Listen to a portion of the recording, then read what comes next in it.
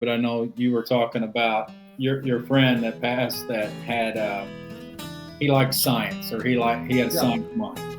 And so I don't have, my mind's very limited on what I can learn, but I am also, I'm drawn to, and I've been telling Chris about it, I've been watching a lot of that kind of stuff, and I'm drawn to it because in so many of those cases, and what they have learned, what we've learned as humans now, science is, it's changing. They're able to, in a sense, measure things in a different way, almost into different realms. And they're real open about it. It's changing the material, physical view that we have grown up with and how you measure everything. Well, science itself is changing, so it's wonderful. And then, but you get their conclusions are right here. It's all right here in Scripture. They're talking about God, and they're talking about the kingdom. They're talking about these different gods. I mean, it's wild and different. All those things. I'm like, oh, to the point to where some of them even cross over. To me, cross over. They're historians and scholars of Scripture, deep ones into the Greek and Hebrew, super smart, super minds, and they're starting to mix and cross into different worlds. Whereas as if some of them, if I can go use that example, they're almost describing the room where Jesus is sitting and someone else is sitting, but from a point of they're just not in there yet, but they're describing the picture. Yeah. That's fascinating. And oblivious. You would lean into it, not be scared to even talk in any of those realms or ways. We can learn so much instead of, I just grew up with the thought still, you just throw all that stuff away if it's science or anything like that. And we don't have to. In fact, you can learn from all those things too. Oh, absolutely.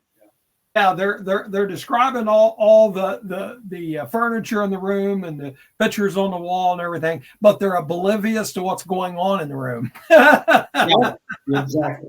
Yeah, right. A lot of them. And then this one guy I follow, like wants to be, part of it. He is part of it, just doesn't understand how it can be. But it's probably because so much of it is because of all the distractions, because of how we have been in our religious training or that world of theology, all that world. There's answers to all those things. But some of these minds, they know that all those answers are wrong.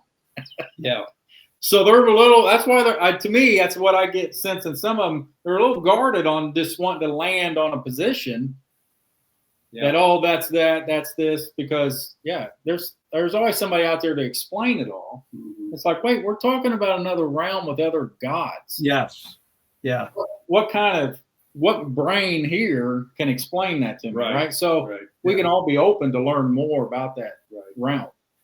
And in that setting, these scientific minds, these authors, these people, you can't dismiss also the element of vanity. Yeah. That they're subjected to, and the fear of putting a flag down on something from their peers. Nobody escapes that. Let's think about this for a moment. Let's think about the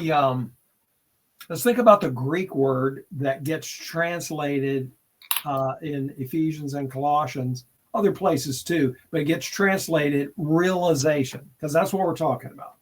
We're talking about this divine empowerment of God that lifts the veil and you can see behind the stage. Instead of just watching the play, you get to see the bigger picture about whatever the subject may be. And this Greek word that gets translated realization is it's epignosis. Yes. So it's gnosis, which is the word for knowledge. But then Paul puts a prefix on front of it, epa. Yeah. In fact, we use that word epa in a lot of English words, like epicenter. And it's zeroing in, epa. And so, and it's interesting, this word is found 20 times in the Greek scriptures, and 80% of their usage, 16, It's Paul using it. Mm-hmm. Paul is the apostle of epigenosis, knowledge beyond, knowledge that's centered. So it's very interesting. Yeah. Now, without going into great detail, we could just say this: in contrasting knowledge, which we could just say information, and this upon knowledge, this super knowledge. In fact, that word epa, Strong says that word means superimpose. It's superimposed knowledge. I love that super.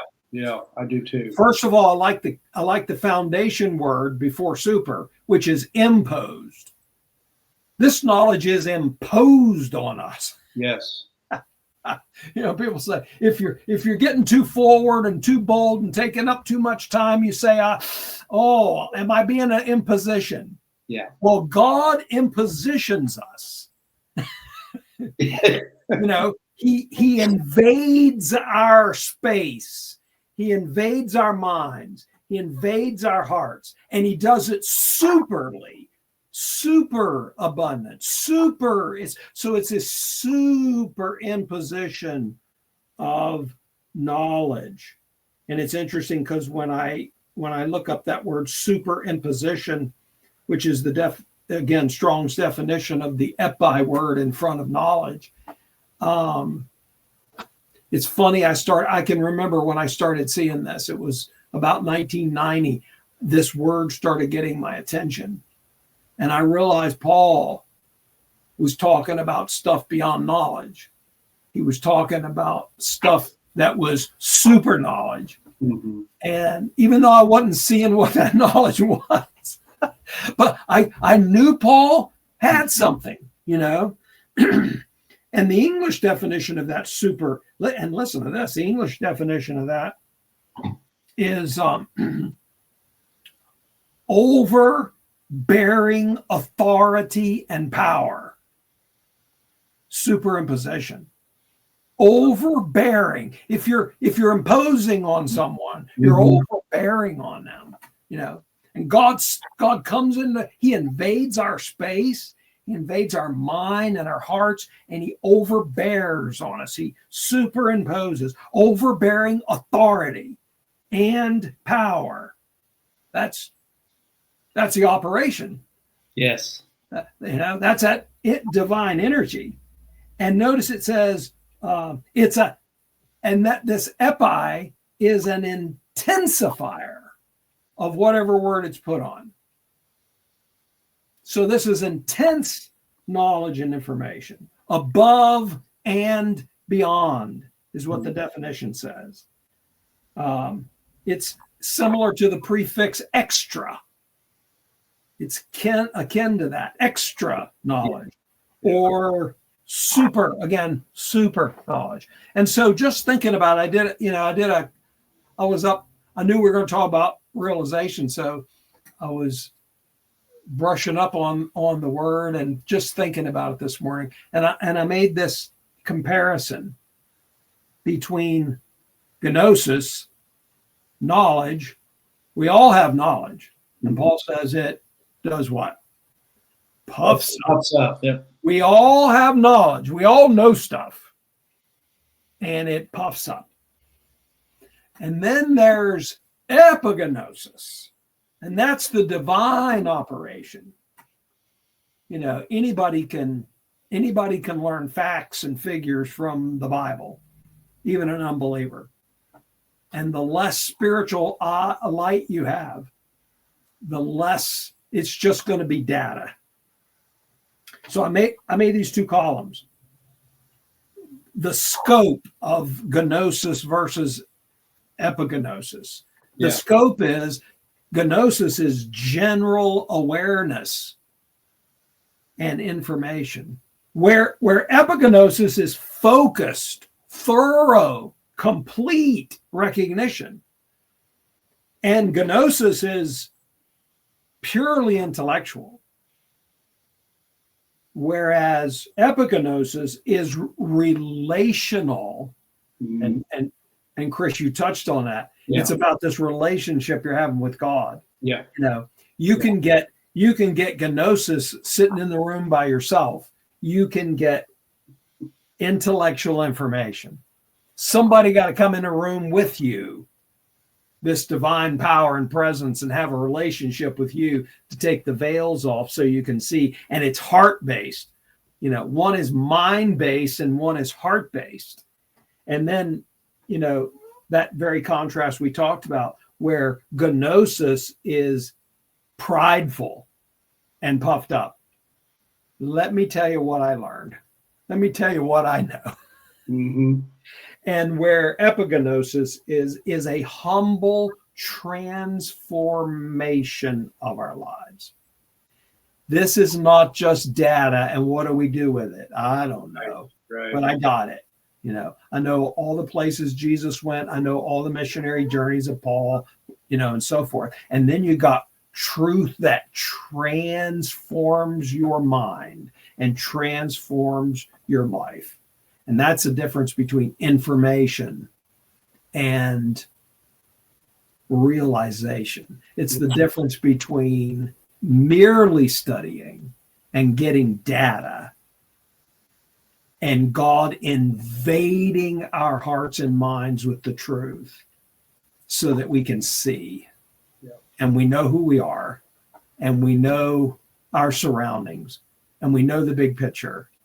And it invigorates, it operates, it works, it empowers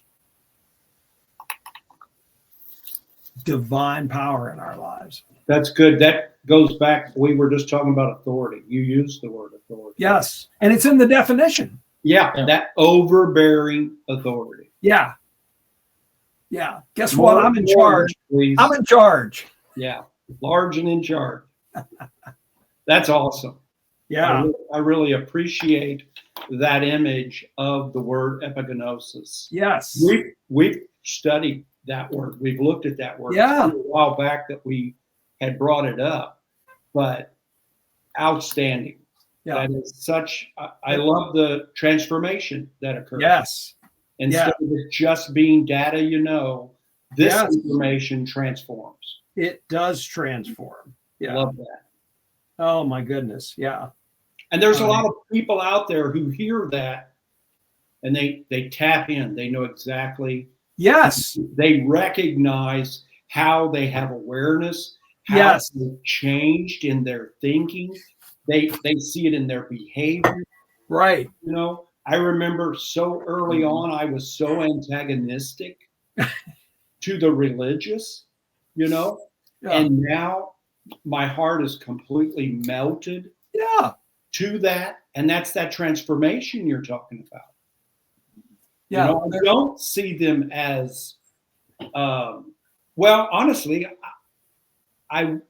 it's the, how do you respond to blindness? Yeah.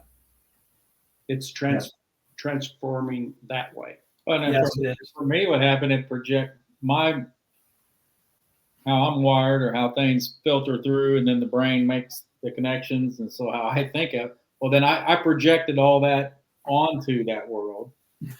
And so you're projecting all that there. So then I was caught up in that fight too. When you see things that, oh, this is not the truth, you know, this is a lie, or so you got to correct it. But then you start seeing these deeper levels of things. And now I got into that world of, well, wait a minute, I'm just assuming and projecting all these negative things that so many of the people now, the way my mind has worked it out, I don't have any evidence for that whatsoever. In fact, I have evidence for the opposite, that they're not doing all these things that I think. Now, yes, there is something about error, and there's something about lies to maybe at times cry about or be upset about. But so many people are not doing what I assumed they were doing as far as their belief. Yeah, because all is out of God. I know. And all is through God. All there. So it is okay. It is okay. It is. It is. It is. You know, okay. and what an actor, and we're actors on the stage. You know, the cool thing about this, we get to wake up every morning and we get to say, I get to see what God wrote today. Right. I'm not a co-author, but as the day moves on, I'll get to see what he wrote, and that's exciting. It's a journey of being able to see what God did, and if we approach the day that way, it doesn't matter if it's really bad stuff going on or good stuff going on, or who the characters are on the stage. It really doesn't matter, because we're watching what God wrote, and we are participants in it. One thing that it would be important for an actor to do on the stage is stay in his lane. Yeah. Right? He's got to stay on his script. Now, we don't have a choice, right, about it. But mentally, if we understand that, if we stay on our script, and by the word scripture, if we stay on our scripture, if we stay on our place in the logos, and script is what's written in the logos. And so we're living scriptures, and that's unchangeable. But we got to stay in our lane. And if we get all worked up about this other character over here who's doing likewise what God wrote him or her to do, we're going to lose sight of our relationship with the author and our peace in our character. It's transformative. Yep. And the process has played itself out enough times now, finally. Yes. That now in the process, I'm like, oh, I've seen this before. Yeah, right. I got this is what's going on in the back. Oh, get out of the way. Yeah. Now I'm beginning, to have realization about my realization. Yes. Where it's coming from. And this process is playing itself out. And I can let go of the wheel, Yes. So yeah, I absolutely love that. And I like how you made the two. That's great. And that's not, and we need to make sure we make this distinction. It's not about demeaning or diminishing knowledge. Yes. Gnosis. It's very important. You can't have super knowledge. There's not this divine imposition that comes on, this power authority that comes in without any information. He uses the information. It's just the non-human step in this. Not that any steps are non-human, but I mean that they are. They all are, but relatively. Yeah. And so it's important. The resources I'm using working on the study Bible project are enormous. Hundreds of, I've already been citing hundreds of sources of information, and they are not the source of my realization. Right. They're the source of the information that then Father uses to go, just like what we learned there about the definition of epi, and the definition of gnosis and their combination. And then we find out that Paul's uses it 80% of the time. He is the apostle of realization, and these are all, Father activates that information, and it becomes empowering. I'll give you a great example of that is in Colossians chapter 1 and verse 6 and 7. Paul's talking about realization, and he uses the now this epignosis is 1922 Greek, the Strong's Concordance number 1922, and it's a noun, and but it's based on a verb, which is the word just before it, which is 1921, and And Paul uses it in Colossians 1:6, and he says, speaking to the Colossians, from the day on which you heard and realized, and that's that foundation of realization. If you realize, then you have realization. So from the day on which you heard and realized, and again, most translation says, what did you realize? The grace of God in truth, not just general, not just what we learned from the preacher and the Sunday school teacher and our parents and our neighbors and friends, but the grace of God in truth. And what's that word? Charis. Yeah. Okay. So what is Paul saying? There came a time when you heard about the joy of God in truth, and you got a realization about it. Mm-hmm. Oh my gosh. I like it. That one jumped out at me today, this morning. I thought about that. The day you heard about the charis of God in truth, and then the day that you got a realization about it. Yeah. Paul's writing to people at Colossae who already had heard about and got a realization of charis. This is the journey we're on, right? Right. And they got it in truth. Okay. And that's what epigenosis is. It's full understanding, full knowledge. But it's interesting. He continues in the next verse. He says, according as you have learned it from Epaphroditus, our beloved fellow slave, who is a faithful dispenser of Christ to you. How did they get this learning and realization? They got it from Epaphroditus and Epaphras, excuse me. And it's interesting. He was a dispenser of Christ.